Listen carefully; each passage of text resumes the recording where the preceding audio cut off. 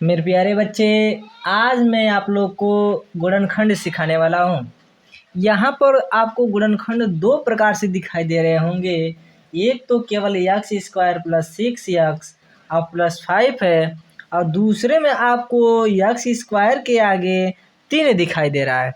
तो जब भी इस तरह का सवाल अगर नहीं लगा पाते हैं तो ये भी आप जान जाएंगे।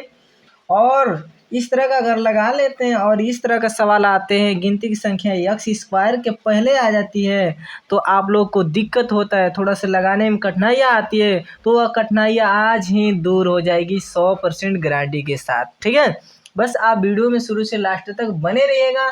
वीडियो मेरा अच्छा लगेगा तो ही वीडियो को लाइक कीजिएगा और शेयर कीजिएगा, और इसी तरह का वीडियो देखने के लिए चैनल को सब्सक्राइब जरूर कर लीजिएगा। ठीक है, तो आइए पढ़ाना स्टार्ट करते हैं वीडियो में। आइए पहला को हम हल करते हैं। सबसे पहले पहला को हल करते हैं। पहला को लिखते हैं एक्स स्क्वायर प्लस 6x और प्लस 5, यही ना है। तो यहाँ पर देखिए, सबसे पहले देखा जाता है यहाँ पर क्या है, प्लस, यहाँ पर क्या है, प्लस। अगर दोनों जगह प्लस है तो क्या रखना है हमको, ठीक है। तो दोनों जगह प्लस है तो हमको ऐसा अंक ले लेना है कि जोड़ने पर हमारा 6 आ जाए और उसी अंक का गुणा करने पे कितना आ जाए, 5 आ जाए।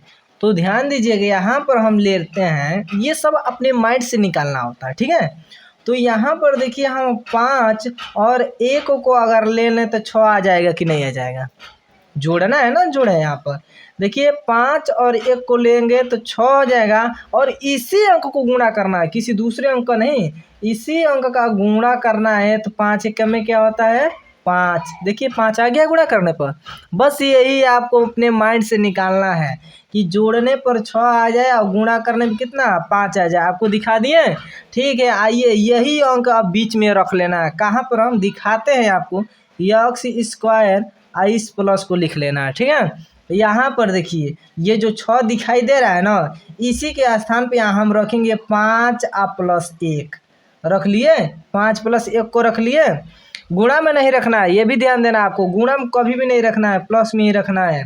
और इस यक्ष को यहाँ पर बाहर रखेंगे, आप 5 को लिख लेंगे, प्लस 5 को, ठीक है। आइए और आगे बढ़ते हैं। अब यहाँ पर क्या करेंगे, यानी एक्स स्क्वायर के लिखेंगे, प्लस को लिख लेंगे, इस 5 का गुणा यक्स में करेंगे तो क्या हो जाएगा, 5 और यक्स हो गया।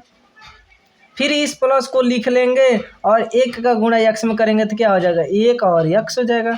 और फिर प्लस 5 को लिख लेंगे, ठीक है। उसके बाद से देखिए 2 2 का हम जोड़ा बना देंगे, जोड़ा बना दिए।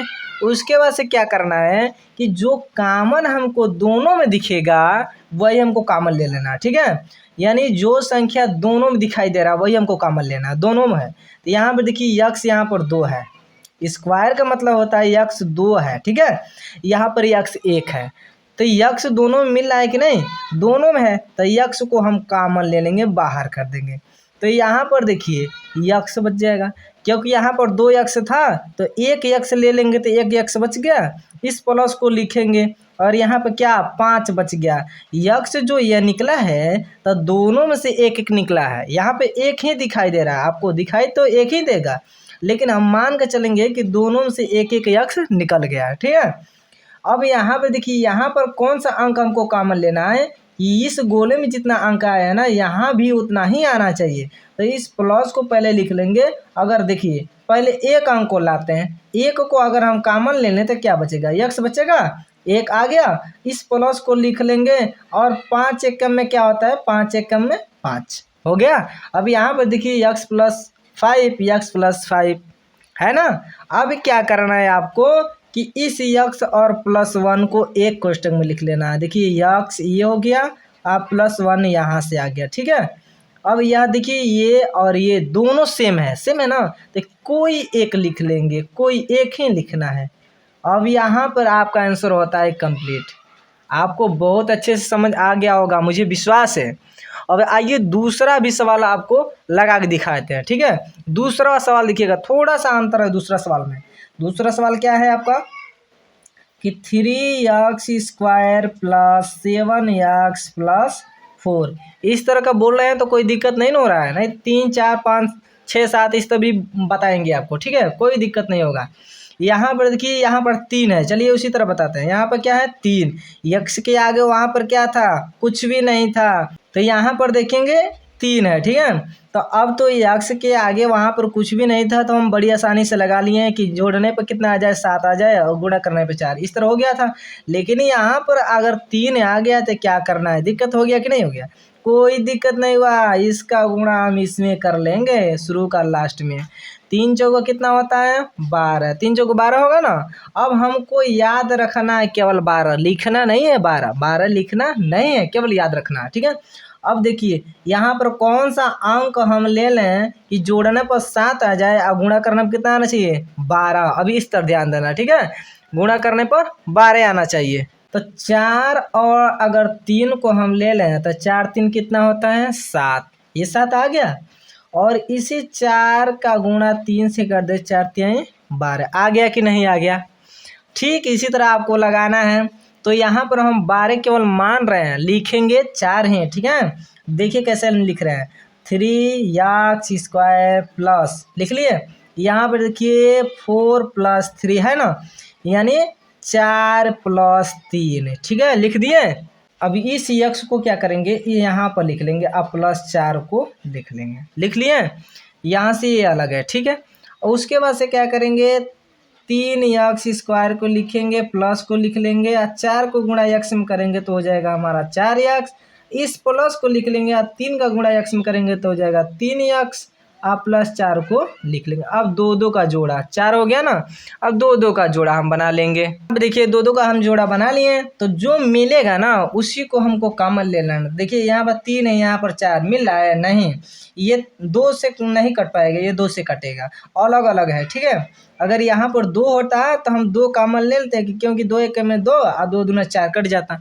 लेकिन इसमें कॉमन यही है कि यक्स है और इसमें भी यक्स है, तो हम यक्स को हम ले लेते हैं कॉमन। ठीक है, यक्स को ले लिए, तो यहाँ पर क्या बचेगा 3 और यक्स, क्योंकि यहाँ पर यक्स कितना है 2 है, तो एक यहाँ और 3 बच गया। ठीक है, यानी इसमें से एक यक्स हम ले लिए, तो 3 और ये गो यक्स बच गया। ठीक है, प्लस को लिख लेंगे, अब प्लस को लिख लेंगे और उसके बाद से क्या हो जाएगा 4, क्योंकि यक्स तो दोनों में से निकला है ना। ठीक है, यहाँ पर अब हम प्लस ले लेते हैं, यहाँ पर क्या कॉमन ले लें कि इतना ही आना चाहिए। तो ध्यान से देखिएगा, तो ध्यान से देखिए, यहाँ पर 3x + 4 है ना, 3x + 4 है ना। जब सेम अंक आपको दिखाई दे तो 1 ले लीजिएगा, और 3x + 4 को वैसे के वैसे लिख दीजिएगा, कुछ भी नहीं करना है आपको, केवल 1 लेना है, क्योंकि 1 का गुणा जिस भी संख्या में करेंगे वही होता है। देखिए 3 के में 3, 4 के में 4 हो रहा है। इस यक्स +1 को ले लेंगे एक कोष्टक में, यक्स अब +1 को हो गया,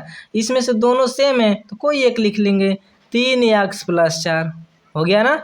ये हो गया आपका आंसर, ये हो गया आपका आंसर। यहाँ पे देखिए 2 तरह का होता है, जब दोनों जगह अगर प्लस है ना तो 3 को इधर आप लिखेंगे, 4 को इधर, तो भी आपका आंसर यही आएगा, सेम यही आएगा, कोई दिक्कत नहीं। अगर आपको दिक्कत है तो आइए यहाँ पर फास्ट लगा के दिखाते हैं, यहाँ पर आंसर केवल देख लीजिएगा आप।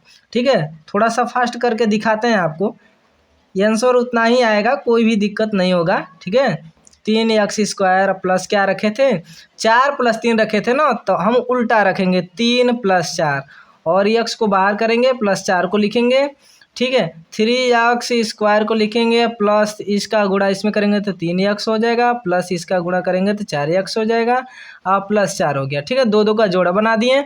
उसके बाद से क्या करना है, देखिए इसमें 3 मिल रहा है, 3 मिल रहा है, x भी मिल रहा है, x मिल रहा है। ठीक है, तो 3 और x को बाहर कर लेंगे, तो देखिए 3 को निकालिए, एक x निकालिए तो कितना बचा, एक x बच गया, प्लस 3x दोनों निकल गया है। देखिए यहाँ पर तो क्या लिख लेंगे 1 लिख लेंगे। ठीक है, क्योंकि 3 1 में 3, 1 लिख लेंगे। ठीक है, प्लस हो गया, यहाँ पे देखिए 4 4 मिल रहा था, 4 को बाहर निकालेंगे तो x बच गया, यहाँ पर 4 निकल गया तो क्या 1, क्योंकि 4 1 में 4।